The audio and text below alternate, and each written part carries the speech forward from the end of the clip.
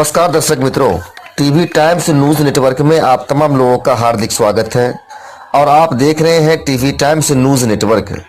बता दूं कि आज दिनांक 7/2/2024 को झंझारपुर प्रखंड अंतर्गत मधुबनी जिलाध्यक्ष श्री मनोज मिश्र जी की अध्यक्षता में झंझारपुर लोकसभा का विस्तारित बैठक आयोजित की गई। बैठक में झंझारपुर लोकसभा के प्रभारी श्री तारानंद सदाजी ने मुख्य अतिथि के रूप में संबोधन किया एवं कांग्रेस के वरिष्ठ नेता पूर्व मंत्री श्री कृपानाथ पाठक संबोधन किए। एक सभी कार्यकर्ताओं को मार्गदर्शित कर बोले। प्रखंड committee, panchayat committee, booth committee एवं मंडल अध्यक्ष बनाने को लेकर विस्तार से चर्चा हुई। वहीं बैठक का आयोजन झंझारपुर प्रखंड अध्यक्ष आनंद कुमार झा के आयोजन में किया गया। बैठक में प्रशांत राज, कौशल राजपूत, सुजीत मिश्र, काशीनंद झा, भास्कर चौधरी, पवन मंडल, निशांत भास्कर चौधरी, पवन यादव, जुमनी खातून, तारिक अनवर, मुंतजीर अकील, अनुरंजन सिंह, मुरारी ठाकुर, भगवान झा एवं काफी संख्या में लोग उपस्थित थे। अब टीवी टाइम्स न्यूज नेटवर्क के बिहार हेड संजय कुमार सिंह के साथ। आज की कार्यक्रम किस लिए रखा गया सर?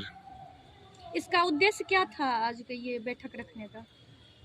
आज का उद्देश्य है कि आगामी जो लोकसभा चुनाव है उसके लिए हम अपने जो हमारे नेता हैं, कार्यकर्ता हैं, उनको हम तैयार कर रहे हैं कि आगामी लड़ाई को हम मजबूती से कैसे लड़ें।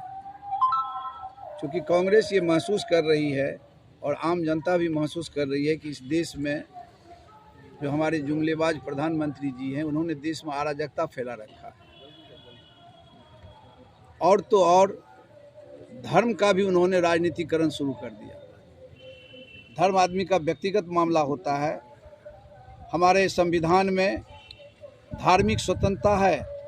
हमारे संविधान में सारी व्यवस्था की गई है कि हमारे देश की जो मूलभूत संरचना है, बाबा भीमराव अंबेडकर, डॉक्टर राजेंद्र प्रसाद जो संविधान सभा थी, उन्होंने देश को एक बेहतर संविधान दिया जो विश्व का सर्वोत्तम संविधान है। पता नहीं प्रधानमंत्री जी को इस संविधान से क्या चीर है कि सारी जो लोकतांत्रिक संस्था है उसको ये ध्वस्त कर रहे हैं। बेरोजगारी चरम सीमा पर है, महंगाई बढ़ती जा रही है, जुमलेबाज थम नहीं रहे हैं। 15 लाख से इन्होंने शुरू किया था खाता, 2 करोड़ लोगों की नौकरी देने की बात थी, महंगाई की बात थी, महिला उत्पीड़न हो रही है, पहलवान मेडल लौटा रहे हैं, बड़े बड़े जो महापुरुष हैं वो अपना विभूषण जो मिला था वो उसको लौटा रहे हैं। लेकिन प्रधानमंत्री जी मीडिया के माध्यम से पूरा फील गुड महसूस कर रहे हैं, कहते हैं कि 400 से हम पार जाएंगे। ऐसा अभिमान तो रावण को भी नहीं देखा गया था। रावण का भी बहुत बड़ा अभिमान था, लेकिन रावण रथी बिरथी रघुवीरा, ये रामायण में एक पंक्ति है। तो अभी राहुल गांधी जी उसी नफरत को तोड़ने के लिए भारत जोड़ो न्याय यात्रा निकाले और दोनों कड़ी एक दूसरे से है। हम प्रधानमंत्री जी को आपके माध्यम से आगाह करना चाहते हैं कि अहंकार में इतना नहीं डूब जाएं। यह हिंदुस्तान है। यहाँ के लोगों ने गोलियां खा करके, जेल जा कर के, महात्मा गांधी के रहनुमाई में बड़े बड़े जो घराने थे, पंडित नेहरू 13 साल अपनी जवानी का जेल में बिता दिया आज़ादी के लड़ाई के लिए।